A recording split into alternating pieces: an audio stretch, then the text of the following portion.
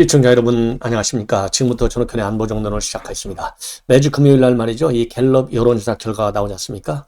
조금씩은 하락을 했는데요. 큰 변화는 없는 것 같습니다. 자, 그리고요. MBC PD 수첩에서 이 김건희 여사 이 논문과 관련된 의혹을 보도하면서 이 대역을 쓴다 이런 고지를 안해서 지금 논란이 야기되고 있고요. 1차적으로 한 번은 이제 이 MBC에서 사과한다 이런 입장문을 내놨지만은요. 또 이 국민대 관계자들의 어떤 재연 부분에 대해서는 제대로 또 고지를 제대로 또 안 해서 이게 논란이 되고 있고, 그래서 우리 국민의힘과 그다음에 국민대 측에서 법적 대응 조치를 취할 예정으로 있습니다. 자, 그리고 이준석에 대한 이 수사가요 굉장히 속도가 빠릅니다. 어제 이제 경찰에서 검찰로 송치를 했는데요. 바로 검찰이 수사에 착수했습니다. 그리고 한동훈 장관이 말이죠. 이 범죄 그리고 민생경제 이 사범에 대해서 범죄와의 전쟁을 선포했습니다.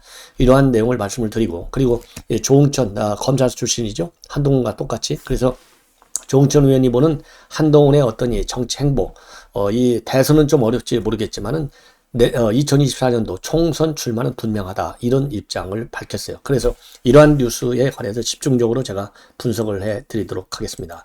먼저요, 이 갤럽 여론조사를 보면은 윤석열 대통령의 긍정 지지율은 1%가 빠져서 28%로 나와 있고요.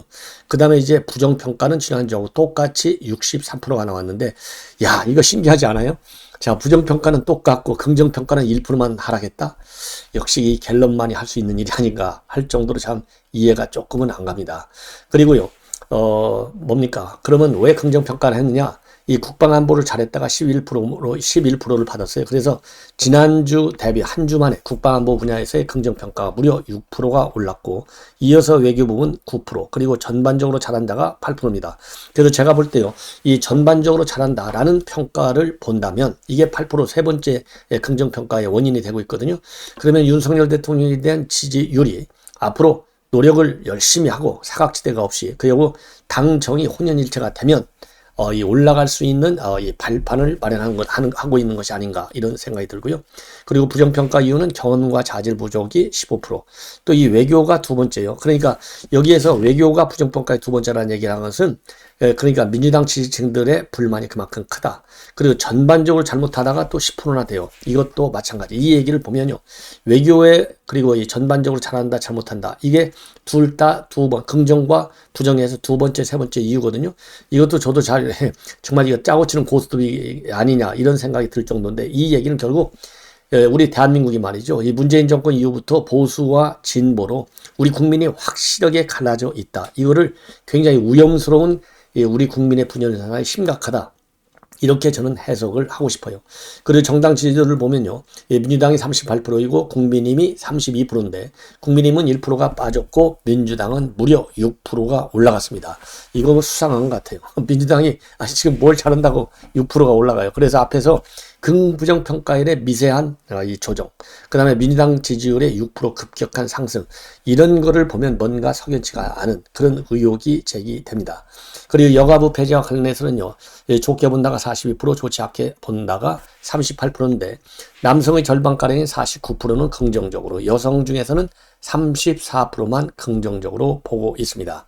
그리고요, 지지정당별로 보면요, 국민의힘 지지층에서는 73%가 폐지를 긍정적으로, 민주당 지지층에서는 64%가 부정적으로 보고 있어요.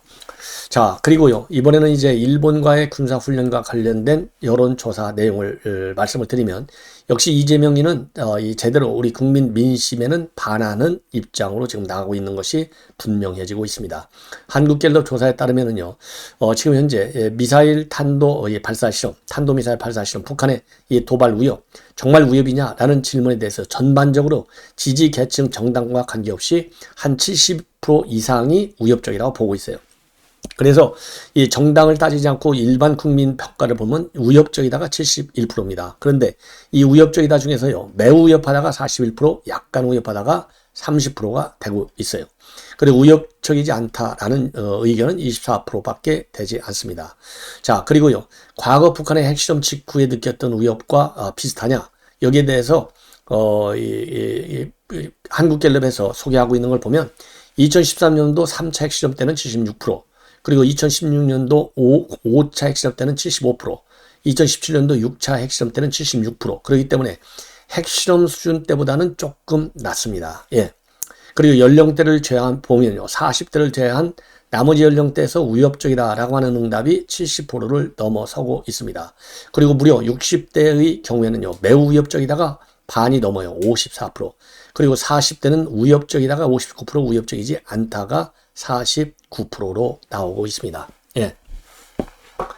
자, 그리고요, 지지 정당에 따른 차이는 크지 않은데, 국민의힘 지지층에서는 77%가 위협적, 민주당 지지층은 70%가 위협적, 그리고 보수층에서는 82%, 중도층도 무려 71%고요, 진보층은 61%만 위협적이라고 보고 있습니다. 그리고 일본과의 군사협력 필요하냐? 필요하다가 49%, 불필요하다가 44%고요. 필요하다는 의견에 남성은 52%, 여성은 45%로 되어 있습니다. 그리고요, 이 한일 군사 협력을 긍정적으로 보는 응답의 경우에는 20대에서도 상당히 높아요. 57%. 그리고 60대는 조금 더 높게 61%고 70대 이상도 53%. 그래서 60대 이상과 20대에서 한일 군사 협력을 긍정적으로 보고 있고요. 그리고 이재명의 절대적 콘크리트 지지층이 40대의 경우에는 불필요하다가 62%나 돼서 상당히 위험스러운 인식을 가지고 있다. 이렇게 보여집니다. 그리고요, 이 불필요하다가 50대도 과반이 넘어요. 53%. 그리고요, 이 보수층의 경우에는 한일 군사 협력에 관해서 필요하다가 71%고, 그리고 진보층은 불필요하다가 70%에 달합니다. 그러니까 이제 이재명은요, 이 진보층을 의식해서 이거는 아니되옵니다. 이런 비판적 시각을 내놓고 있고 친일 국방 이런 프레임을 씌우는 거예요. 그리고 중도층의 경우에는 필요하다가 더 많아요. 51%, 불필요하다가 42%. 그래서 전반적으로 이재명은 이런 여론조사 보면은 패한 정치인이다. 시각이 잘못됐다. 이렇게 결론을 내릴 수 있는 대목이다라고 봅니다. 그리고 이제 MBC PD 수첩과 관련해서는 지금 현재 국민의힘과 국민대에서는요, 법적 대응을 검토하고 있습니다. 자, 그래서 김건희 대표뿐만 아니라 학교 내부 관계자, 이 부분에 대해서도요, 재연을 미고지했다가 이게 문란이 문제가 제기되니까 슬쩍 바꿔치기 한 사실이 드러났어요. 그리고요, 또 학교 측 확인 없이 허위 사실을 방송한 내용도 지적이 되고 있습니다. 이 내용은 말이죠, 국민일보가 단독으로 보도하고 있어요. 그래서 국민일보의 단독 보도 내용을 좀 자세하게 여러분들께 말씀을 드리겠습니다. 자, MBC PD수첩 여러분들께 말씀을 드린 대로 이미 김건희 여사의 대역 배우를 고지하지 않아서 물의를 빚고 있고, 여기에 대해서 대통령실에서 강력히 항의한 바 있어요. 자, 그런데 이 MBC 같은 방송의 다른 화면에서도 대역 배우를 썼는데 재연을 공개하지 않아가지고 뒤늦게 수정한 걸로 확인이 됐습니다. 그렇기 때문에요, 이 국민과 국민대에서는요, MBC를 상대로 해서 법적 대응에 나설 방침으로 알려져 있어요. 자, 그래서 지난 11일 날 방영됐던 방송물에는요, 당시에 국민대 테크노디자인 전문대학원 내부 관계자가 증언하는 화면이 나오는데 그 화면에서는 재연 공지가 없었어요. 그냥 음성 대동만 공지가 됐습니다. 근데 논란이 일어나니까 다시 업로드된 영상 화면에는 재연 공지가 추가됐어요. 그리고 지난 12일 날 PD수첩 방송분 재연 미고지에 대해서 이 MBC가 사과문을 발표했는데요. 이 사과문을 보면은 김건희 여사 이미지가 재연된 화면이 방영이 됐는데 부적절한 화면 처리로 시청자 여러분께 혼란을 끼쳐드린 점을 사과드린다. 이러한 입장문을 낸 바 있어요. 자, 그래서 11일 날 이러한 입장문을 냈고, 그리고 이 고지분 이거와 관련해서요, 제작 경위를 파악한 후에 합당한 조치를 하겠다, 이렇게 약속을 했습니다. 그러면서요, 이 문화방송은 사규상 시사 보도 프로그램 준칙을 위반한 사항이라는 점을 확인했고, 그리고 해당 프로그램과 관련된 동영상 다시 보기가 가능한 모든 사이트에서 내리고 재연 표기 후에 다시 올리도록 조치했다. 그리고 정확한 제작 경위를 파악한 후에 합당한 추가 조치를 취하겠으며 부적절한 화면 처리로 혼란을 끼친 점을 사과한다. 그런데요, 이러한 내용은요, MBC PD수첩 홈페이지가 아닌 유튜브 커뮤니티에만 게시가 됐어요. 이게 그러니까 MBC가 얼마나 꼼수로 마지못해서 일부 화면을 수정해서 올린 것이냐, 이렇게 우리가 판단할 수 있는 대목입니다. 그래서 이 MBC 사과문을 통해서는요, 이 김건희 여사의 대역 배우 미고지에 대해서는 사과를 했지만은 다른 재현 부분에 대해서는 언급이 일절 없는 점이 지금 문제점으로 지적이 되고 있습니다. 예. 자, 그래서요, 지금 여권 관계자가 이 국기뉴스에 밝힌 부분을, 내용을 보면요, 다른 부분도 대역 배우를 써놓고는 재현 공지를 안 해서 논란이 발생하니까 수정된 영상에만 살짝 재현이라고 집어넣었다. 특히 사과문에서도 김건희 여사의 재현 미공지뿐만 아니라 다른 재현 장면에 대한 사과도 있었어야 했는데 하지 않았다. 이렇게 지적을 하고 있고요. 논문 심사 당시인 2007년도 관계자를 15년이 지난 지금 시점에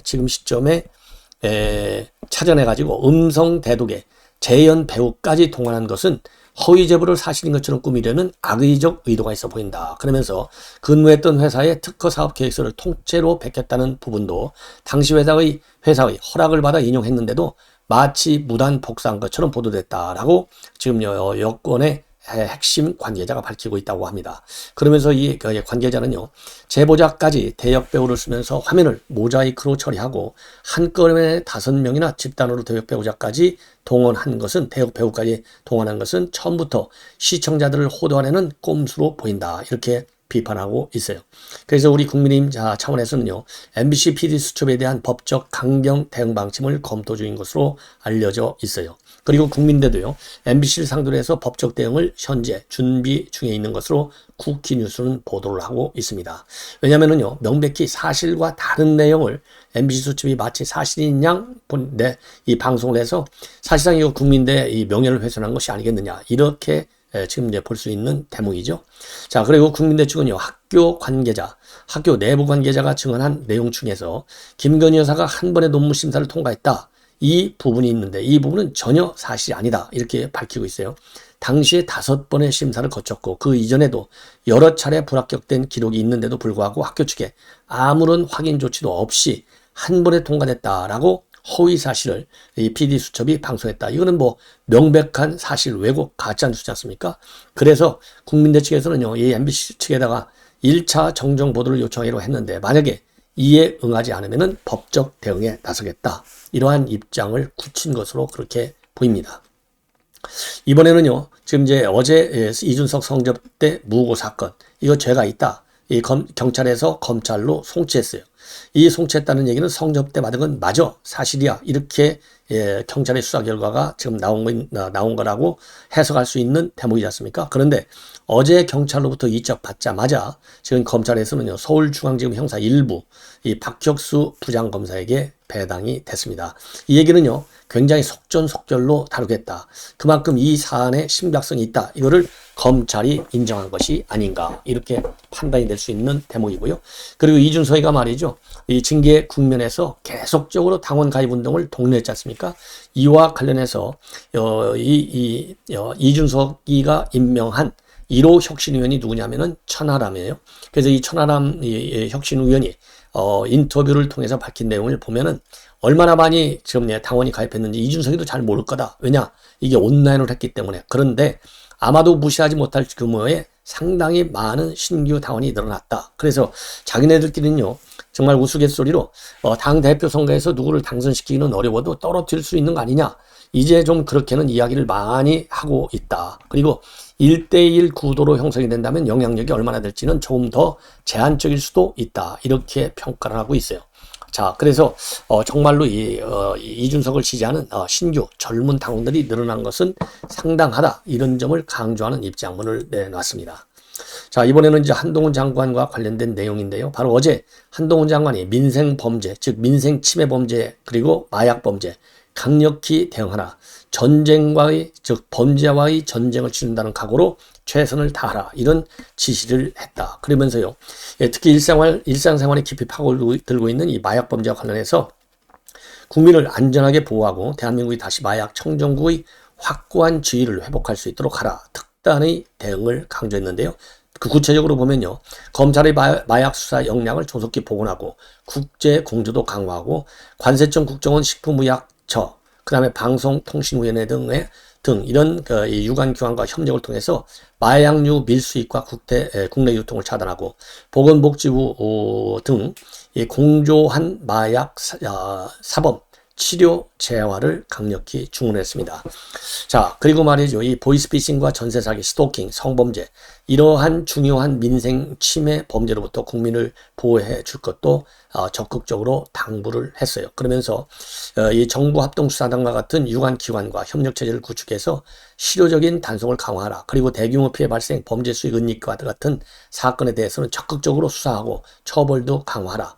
그리고 피해자 보호와 철저한 범죄 수익 환수도 가하라.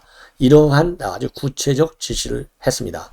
자, 그래서요, 이 검찰의 직접 수사권이 그동안 이게 제한되어 왔지 않습니까? 그 사이에 마약 범죄가 너무나 늘었다는 겁니다. 그래서 지금 이제 한동훈 장관이 전쟁을 치른다는 각오로 이 마약 범죄 소탕하라 이런 지시를 내린 건데요. 자, 그러면 어느 정도나 되냐? 여러분들 잘 아시다시피 대한민국은요, 이 테러 청정국이면서 마약 청정국으로 국제사회에서 인정을 받아왔어요. 근데 최근 들어서 말이죠, 이 마약 거래 수단이 굉장히 다양해지고, 그리고 신종 저가 마약도 나오고, 그리고 또 국제 조직들이 직접적으로 또 대규모 밀반임을 추진하고, 이래서 지금 마약 범죄가 특히 급증했고 젊은 층을 중심으로 해서 확산되고 있다. 이런 지금 분석이 가능합니다. 그래서 금년도 상반기 마약 사범이요 8,575명이고 이거는 작년 같은 기간보다 13.4%나 증가했어요. 그리고 공급 사범도 이 전년 동기 32.8%가 증가했습니다. 그래서 공급 사범은 2,437명인데 전년 동기에는 1,835명이었어요. 그리고 연령별로 보면 말이죠, 이 젊은 층의 상승세가 굉장히 주목되고 있다. 그래서 올 상반기 마약 사범의 56.8%가 20대고 30대. 이거 어마어마하지 않습니까? 그리고 그 중에서 학생 마약 사범이 2011년도에는 105명이었는데 작년의 경우에는요 494명, 10년 동안에 5배나 증가를 했습니다. 자, 그리고 올 7월에는요 고등학교 3학년 학생이 텔레그램을 이용해서 해외 판매책으로부터 필로폰을 미수해서 국내에 유통시키는 이런 용감한 사건까지도 지금 발생을 하고 있습니다. 그리고 이 마약 투약 이후 2차 강력범죄로 이어지는 사례도 꾸준히 증가하고 있어서 상당히 위협적이다. 그리고 또 이 국내 마약 시장 규모가 커지다 보니까 국제 마약 조직까지도 우리 국내 시장에 침입을 하고 있어서 우리나라를 국제 유통의 손쉬운 경유지로 지금 삼고 있다. 이런 평가까지 나오고 있습니다. 그래서 말이죠, 이미 우리 대한민국은 마약 청정국이다. 이러한 국제적 인식, 지위는 상실한 상태다. 이렇게 보고 있어요, 전문가들은. 왜냐? 마약 청정국이 되려면 인구 10만 명당요 연간 마약 사범이 20명 이하여야 되는데요. 우리나라는 이미 벌써 마약 사범이 연간 1만 명을 초과합니다. 자, 그래서 이거는 이 검찰이 마약 수사권을 이제 뺏기니까 이런 현상이 나타나지 않았나 이렇게 판단이 될 수 있는 부분이고, 그래서 이 한동훈 장관도 정부합동수사기관 같은 유관기관 협력 체제를 통해서 단속의 실효성을 높여라 이런 평가를 지시를 지금 하고 있는 상황입니다. 자, 이번에는 말이죠. 지금 이제 이 한동훈 장관과 관련해서 조홍천 의원의 생각이에요. 한동훈 장관은 아마 100% 정치를 할 것이다. 확신을 하고 있어요. 그래서 한 장관이 국회에서 태도를 볼 때는 자기 지지자를 의식하는 느낌을 많이 받는 발언을 한다. 그러면서 총선 출마는 확실하다. 그리고 현재 출마할 생각이 없다. 최근에 국감에서 그렇게 얘기했는데 이거는 출마한다라고 해석을 해야 된다. 그리고 또 뭐 때문에 그러느냐. 피관기관으로서 국감에서 답변할 때는 금도라는 게 있는데 사실을 바로잡고 끝나야 되는데 한 장관은 꼭 쫓아가서 한 대 더 때린다. 그러면서 그게 지지자들을 의식하는 것이고 이를 정치적인 자본으로 삼고 있다. 그러면서요, 이 한 장관이 흔히 이제 윤석열 시즌 2 밖에 안 될 것 같다. 이렇게 주장을 하고 있어요. 왜냐하면 조홍천 의원도 검사 출신이잖아요. 그러니까 검사 출신이 바로 정치를 하게 될 경우에는 피해를 갖다가 국민들이 꽤 느끼지 않을까 싶은데, 정치라는 것이 나만 옳아서 되는 것도 아니고 공감과 소통하는 능력이 더 중요한데 윤 대통령한테는 그런 능력이 충만한가에 대해서 의문이 많다. 제가 봐도 검사 출신이 국회의원을 하려면 국회의원을 하면서 소통하는 법을 배우는 것은 모르겠지만 바로 대통령이 돼서 국정을 책임진다는 것은 무리가 있지 않나 생각한다. 이렇게 밝히고요. 최근에 이제 김의겸이가 한동훈 장관 국감장에서 뭐였어요? 미국 출장 갔다 온 게 이재명의 대북 코인 거래를 수사하려고 한 것이 아니냐, 이런 폭로를 했지 않습니까? 자폭 발언했어요. 여기에 대해서 김의겸의 말 이외에는 수사하고 있다는 증거가 전혀 보이지도 않는데 하는지 안 하는지는 모르는 사안에 대해서 법무장관이 물어본다는 게 무슨 의미가 있느냐. 그래서 미리 알려서 이 방어막을 치고 예방주사를 놓겠다는 그 의도야 충분히 납득은 가지만은 오히려 역효과가 더 크다. 아무도 몰랐는데 진짜 뭐 이거 있는 거 아니냐라고 하면서 갸우뚱거리게 하는 역효과가 있고, 이게 이재명 대표를 돕겠다고 그런 것 같은데 이재명 대표가 고마울 것 같지 않다. 그래서 이거는 김의경의 절대적인 판단 미스다. 이러한 주장을 하고 있습니다. 절대적으로 옳은 얘기인 것 같아요. 그래서 김의겸이는 발언만 하면 고민정과 비슷하게 꼭 사단을 일으킨다. 이렇게 생각이 듭니다. 시청자 여러분, 이것으로 본 방송은 마치고요. 잠시 후에 이어지는 방송 또 알람을 설정해서 많이 시청해 주시면 대단히 고맙겠습니다. 감사합니다.